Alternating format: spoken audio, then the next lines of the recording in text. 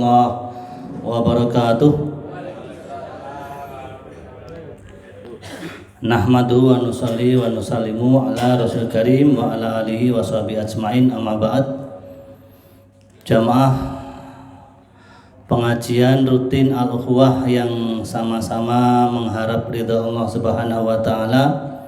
Alhamdulillah, marilah kita panjatkan rasa syukur kita kepada Allah Subhanahu wa taala, yang mana pada pagi hari ini kita kembali masih mendapatkan kasih sayang Allah Subhanahu wa taala, yaitu diantaranya Allah masih berikan kepada kita kesempatan dan kemampuan untuk bisa menghadiri majelis yang mulia ini. Salawat serta salam semoga senantiasa tercurah kepada junjungan kita Nabi Agung Muhammad sallallahu alaihi wasallam, satu-satunya manusia yang paling berjasa kepada kita, yang telah memberikan satu tuntunan agama yang bisa menyelamatkan kita dari api neraka jahanam Allah Subhanahu wa taala. Jamaah yang dimuliakan Allah Subhanahu wa taala, pripun kabare Bapak Ibu sami sehat sedanten? Alhamdulillah nggih. Tasih seneng atine nggih. Memang kita itu harus senang, harus gembira ya. Sepanjang kita itu masih diberikan umur atau hidup ini, wajib kita bersyukur kepada Allah. Jangankan sehat, sakit pun kita mesti harus bersyukur.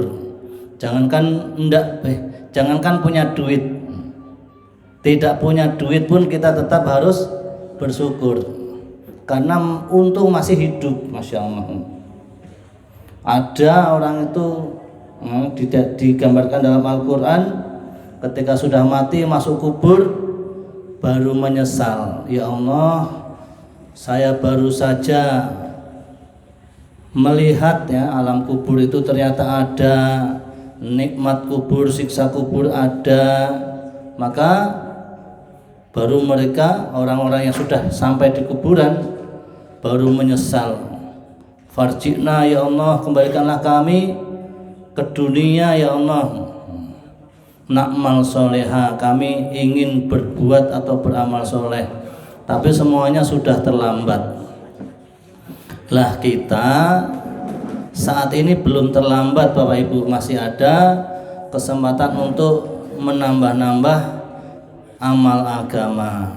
Di antaranya hadir dalam pengajian seperti ini.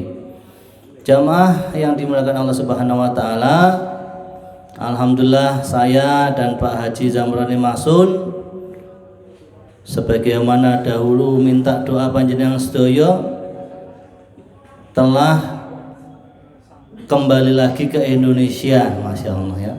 Setelah melakukan perjalanan dari mulai tanggal 8 sampai dengan tanggal 23, 15 hari ya. Hanya 15 hari ya, Masya Allah ya. 15 hari, alhamdulillah kami sampai di Malaysia 10 hari apa? Seminggu ya, di Malaysia 1 minggu, kemudian di Thailand 1 minggu. Jenengan mungkin bingung nggih, lah entake piro kok tekan kono adoh iki nggih. Kula sakniki tak tangletrin kali jenengan menawi kadang-kadang nderek ziarah 9 wali nika, jenengan urunane pinten Bu? Pinten? 700.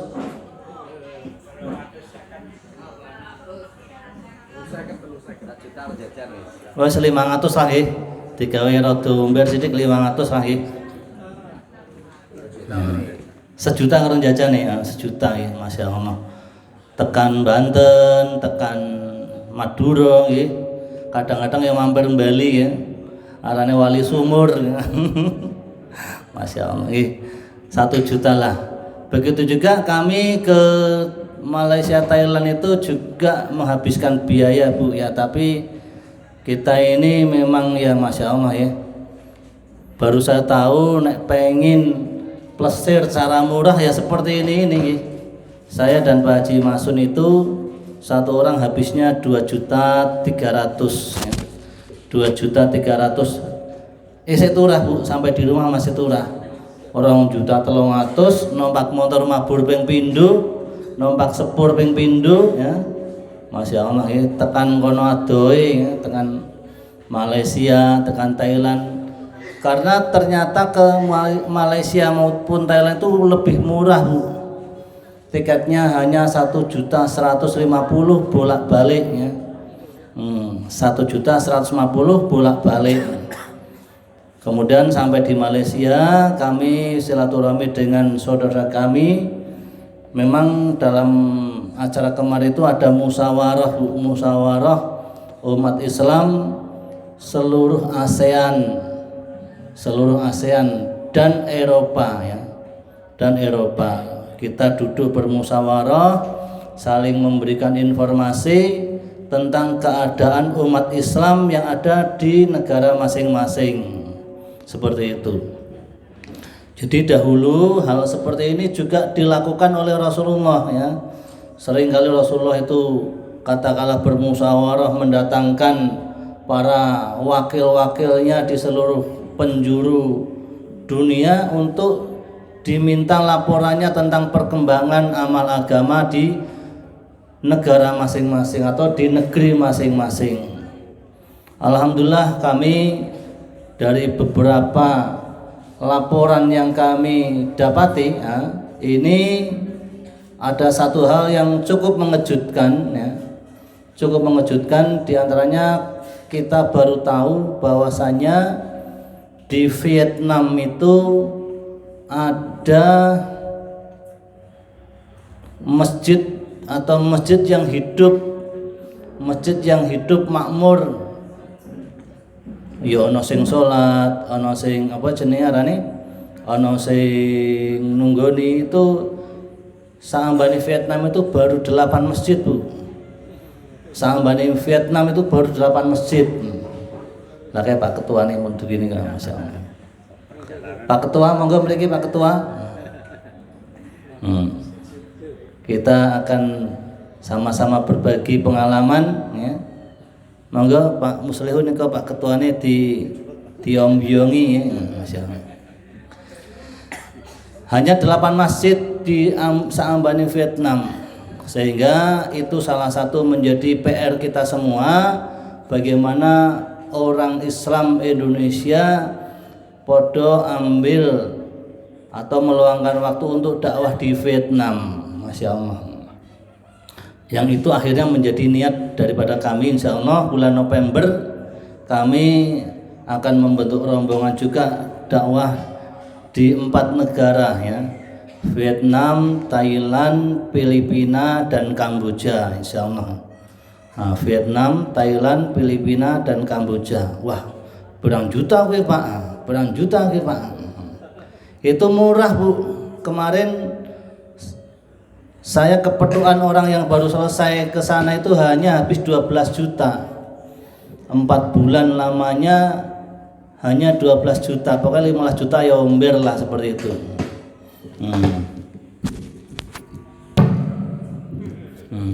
Hanya 15 juta lah sangat duit seperti itu. Masya Allah ya. Doakan Bu nggih, mugi-mugi mangke November saged kalaksanan nggih.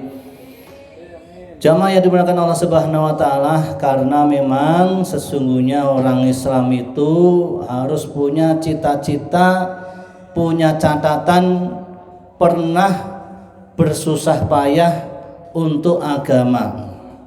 Kita pernah bersusah payah untuk bagaimana supaya istri kita punya baju baru. Kita pernah bersusah payah ngepluki watu lur duit nganti boyoke melengkung supaya anak-anake iso duwe Honda kaya kancane ya. Lah ini kita sekali-kali bersusah payah bagaimana supaya orang-orang ini yang pertama mengamalkan agama secara sungguh-sungguh, yang kedua yang belum kenal Islam kita kenalkan Islam. Itu namanya usaha agama. Sebagaimana ketika kita ingin punya toko atau kita punya toko, supaya tokonya maju, ya kita luangkan waktu untuk toko itu. Ya ditunggoni, dipasang iklan, terus dodolane ditoto men apik ya. Tidak bisa katakanlah buka toko biar selesai tinggal, nggak bisa. Supaya nih tokonya maju ya ditunggoni. Kita bisa lihat itu para pengusaha-pengusaha bak truk itu paribasane tang itu biar etek-etek langsung ngareng gudang ya. Nyetek apa mateni lampu, kemudian ngecek iki dagangannya apa kayune ana sing ilang apa ora.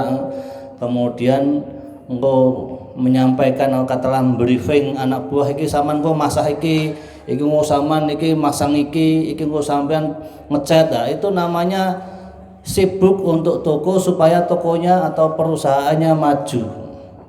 Lah tapi yang seperti itu sudah banyak. Yang belum banyak saat ini adalah orang yang sibuk bagaimana supaya Islam ini diamalkan oleh saudara kita dan menjadi hidayah bagi orang yang belum mendapatkannya.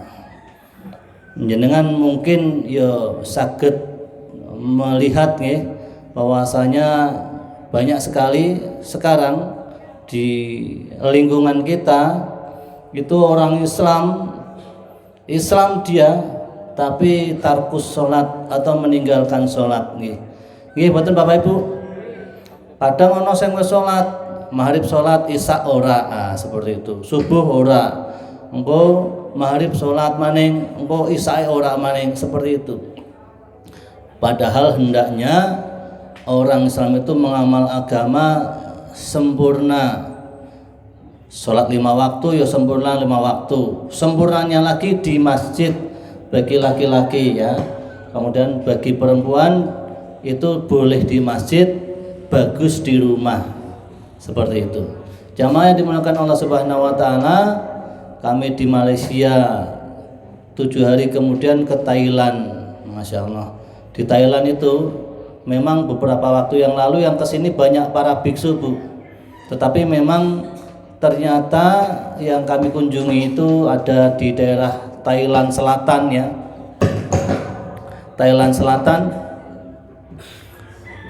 yang ternyata 90% muslim ya. Kami masih baru tilik tok itu Bu ya. Baru tilik tok. Di sana di Thailand ini kami kebetulan singgah di beberapa masjid yang ternyata masjidnya itu berdampingan dengan atau dekat dengan pondok. Yang ajib Bu, di sana itu walaupun secara umum Thailand itu masih mayoritas non muslim, tetapi semua atau beberapa masjid yang kami datangi ini semuanya masjid-masjid itu ditangani dengan sungguh-sungguh. Artinya imamnya itu selalu saja hafal Al-Quran Bu. Imamnya selalu hafal Al-Quran. Seperti itu. Kemudian kebanyakan dari masyarakatnya ini sebelum qomat sudah di masjid ya. Sebelum qomat itu sudah di masjid. Ini jane ya memang seperti itu umumnya, tapi barangkali ini pemandangan langka di Indonesia ya. Biasane orang Indonesia umumnya ya nek urung qomat atau nek urung waladhdallin amin urung mangkat seperti itu. Lah padahal hendaknya sebelum qomat sudah duduk di masjid nunggu qomat, sholat sunnah, deres seperti itu. Lah itu di Thailand keadaannya alhamdulillah yang kemarin saya saksikan seperti itu. Bacaannya bagus-bagus, sholatnya tenang. Jadi sholat itu tenang ya. Orang terus gembrusung pengen ninggal rampung itu mboten ya. Kemudian setelah sholat duduk orang Allahumma anta salam, tapi diwalik jadi Allahumma bubar salam ini enggak. Tapi duduk mereka sampai selesai wiridannya sama dengan di Indonesia ya. Ada istighfar, ada ayat kursi sampai dengan tahlil itu sama ya. Mungkin biyen walinya sama ya, Jamaah yang dimuliakan Allah Subhanahu wa taala, satu catatan yang penting saya sampaikan kepada panjenengan semua, yaitu penting bagi kita semua, ibu-ibu maupun apalagi bapak-bapak, kita semua harus punya cita-cita bagaimana kita bisa menjadi ahli masjid ya, ahli masjid. Bagaimana masjid kita itu ramai atau makmur, masjid kita itu hidup ya.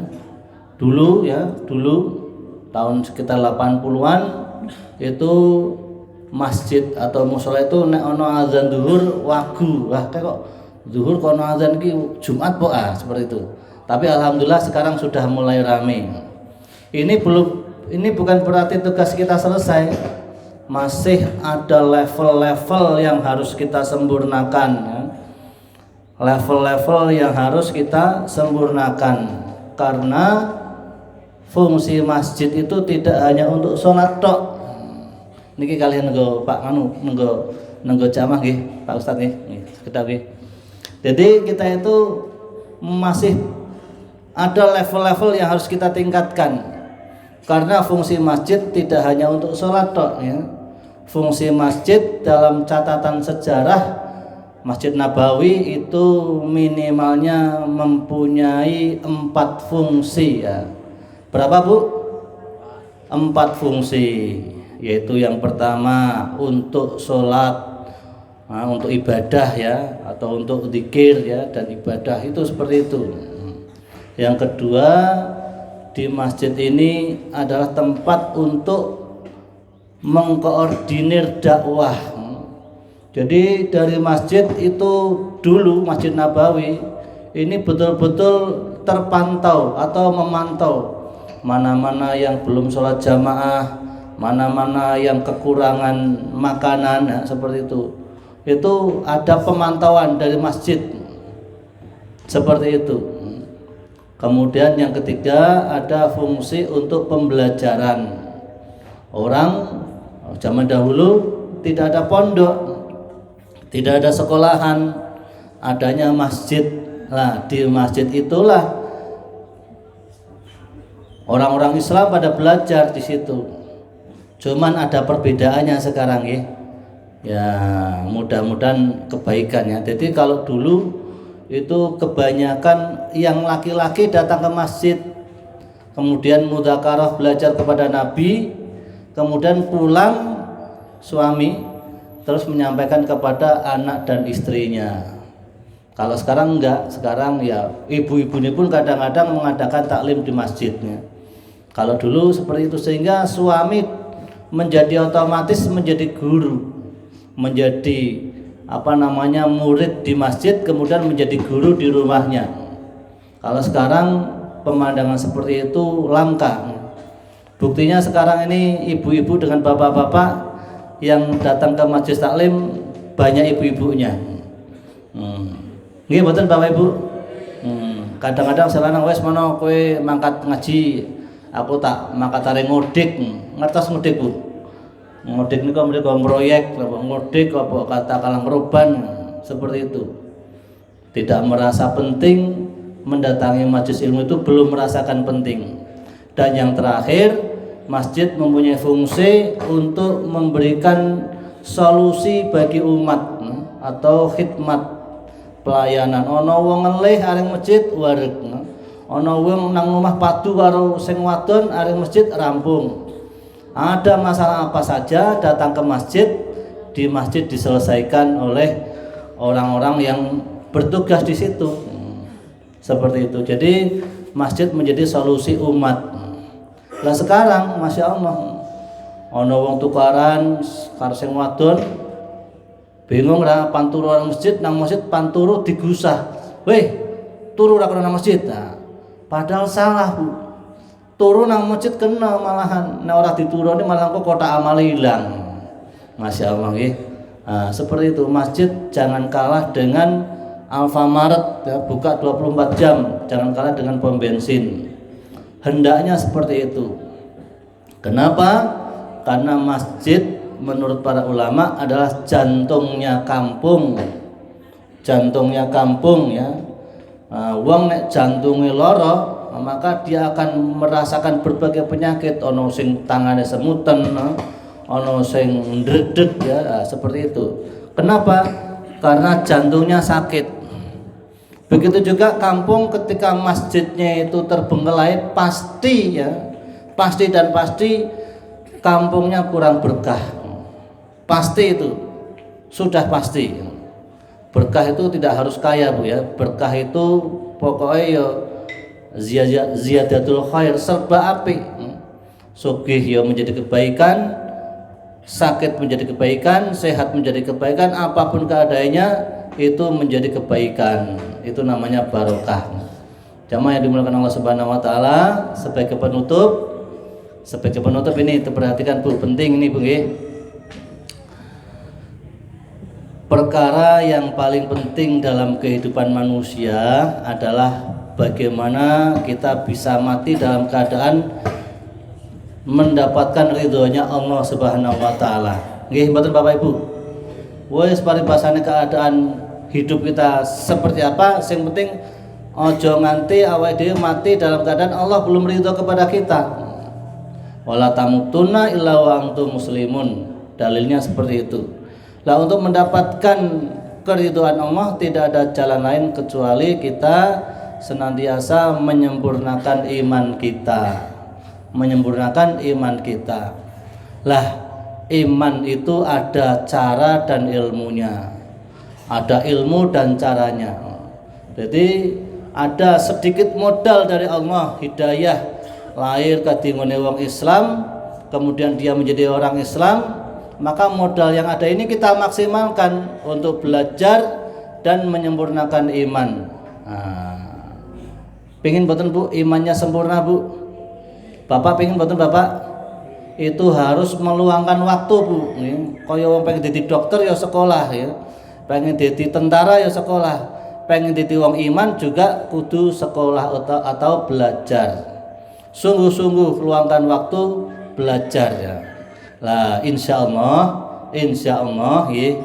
Ini ki insyaallah mangke malam Senin ten Masjid Al Khosmar akan kita rembuk bersama bagaimana kita bisa sama-sama meluangkan waktu untuk belajar agama. Seperti itu. Penting Bu belajar agama ya. 1 hari atau 2 hari atau 3 hari itu. Dulu saya bagaimana supaya bisnisnya maju juga kadang-kadang ikut pelatihan Bu. Namanya Entrepreneur University ya. Entrepreneur University ya. Membayari 10 kali pertemuan 3 juta. Pertama carane iklan, kedua carane luru modal, ketiga carane penjualan. Itu di situ dipelajari semua. Dipelajari duduk di sana 10 hari dan modal bayar Kak. Begitu juga dengan agama ini, kita harus korban waktu, korban duit, korban diri. Insyaallah nggih. Wis urip 20 tahun iki luru donya, lah iki kala-kala beberapa waktu kita luangkan untuk mencari surganya Allah Subhanahu wa taala.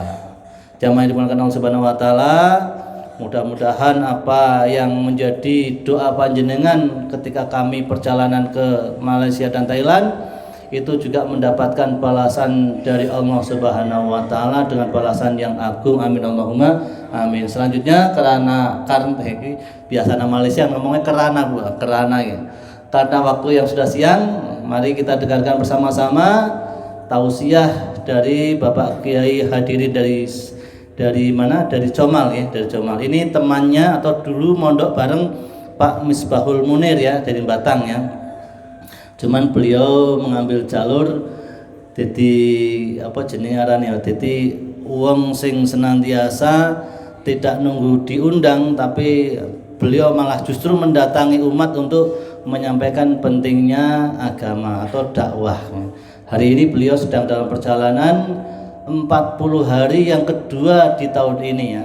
Jadi 40 hari yang kedua di tahun ini ya, meluangkan waktu untuk mencari bekal pulang ke akhirat. Masya Allah nih. Monggo Pak Kiai Hadirin